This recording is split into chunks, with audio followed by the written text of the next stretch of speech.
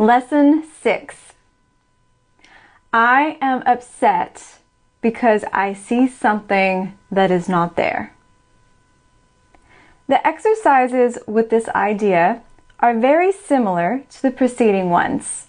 Again, it is necessary to name both the form of upset, anger, fear, worry, depression, and so on, and the perceived source very specifically for any application of the idea.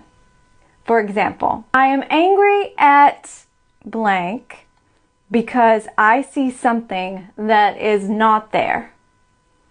I am worried about blank because I see something that is not there. Today's idea is useful for application to anything that seems to upset you and can profitably be used throughout the day for that purpose. However, the 3 or 4 practice periods which are required should be preceded by a minute or so of mind searching, as before, and the application of the idea to each upsetting thought uncovered in the search. Again, if you resist applying the idea to some upsetting thoughts more than to others, remind yourself of the 2 cautions stated in the previous lessons. There are no small upsets. They are all equally disturbing to my peace of mind. And I cannot keep this form of upset and let the others go. For the purposes of these exercises, then, I will regard them all the same. I am upset because I see something that is not there. In the previous lessons, we've been doing exercises where we rest our physical eyes on the objects around us. And we've repeated the ideas. Nothing I see means anything. I do not understand anything I see. I have given everything I see all of the meaning that it has for me. This is intentional. Remember, the workbook is a very deliberate and structured curriculum, and that is why it is so important to do the lessons in order and to only do 1 lesson per day. We make interpretations, which are judgments, based on what our physical senses register about someone or something. We see with our physical eyes a look, an expression on someone's face, or their energy, their attitude, and make an interpretation about that. We hear with our physical ears the intonation, the inflection in their voice, make it mean something about them and something about us and the relationship between us. Then we form these thoughts and beliefs that will become true in our experience about that situation, whether that's really the truth of what's going on or not. We've all been in relationships where we thought someone was being really rude to us, and then we treat them accordingly. And it wasn't their attitude or their behavior or whatever was going on had nothing to do with us at all. So in these misinterpretations, these judgments that we make based on what our physical senses register instead of higher wisdom, we can withhold our love when someone might actually need us to give our love instead.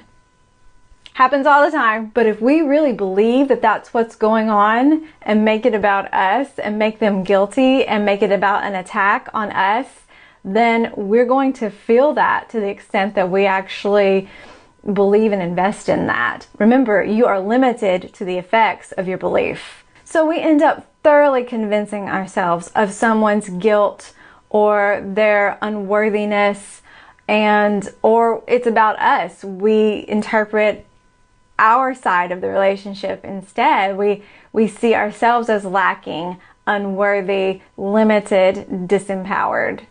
Goes both ways. Therefore, we are not reinforcing the unity and wholeness and completeness and oneness and holiness and perfection between us. We are reinforcing the separation, the distance, the isolation, the differences between us. In those moments, we are not thinking with God. Our minds are not aligned with God. We are not seeing with the eyes of love. and we are not being miracle workers. We make situations, we interpret situations so often, the uncomfortable ones, as an attack on us personally. But remember, you as a perfect child of God that is love incarnate on this earth, that has all of the wholeness and holiness of God within you, cannot be threatened or attacked in any way. You are unshakable at your core because God is unshakable. He is unalterable. He is unchangeable. He is eternal. And so are you. Remember, you were not created to be at the effect of anything that is not loving, of anything that is loveless, anything that is not of God. And neither is anyone else. I am upset because I see something that is not there. As we do these exercises, what it says, make sure you go through the exercises and go through these mantras, go through these ideas, go through these lessons, and do it as it says to do it. We can ask God to see things differently. I am upset because I see something that is not there. How can I see it differently? How can I see it through the eyes of love instead? Because when we do, we have access to higher wisdom and guidance that is certain, true, and unbiased. It returns our perception to the truth about a situation or about who someone else is. And in that way, we can then recognize and see and know and feel that truth about ourselves too. There is an alchemy in higher understanding. When you actually go through this process, something within you transforms. It is real radical transformation. You are changed as a result.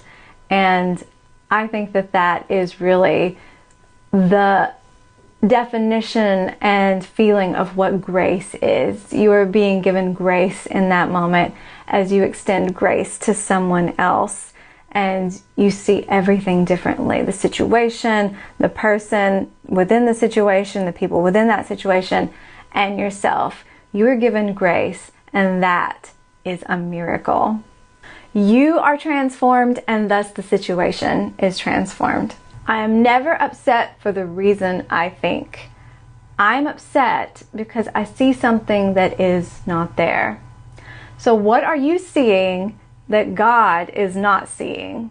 What are you thinking that God would not be thinking? What are you at the effect of that does not serve?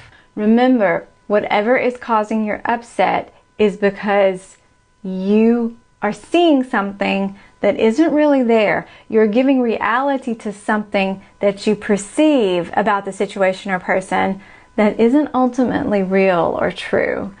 And it is having real effects because you have thrown your full belief and conviction into its reality on you. So you are affected by something that's not even there. And we've all done this. We do this all the time, right? The good news is there's always help, and we are going through these lessons to learn the process of how to see it, ask for help, and have it gently corrected within us. Remember, if you're upset, there's something there that needs to be looked at. Go through these lessons, do these exercises, and I'll see you tomorrow.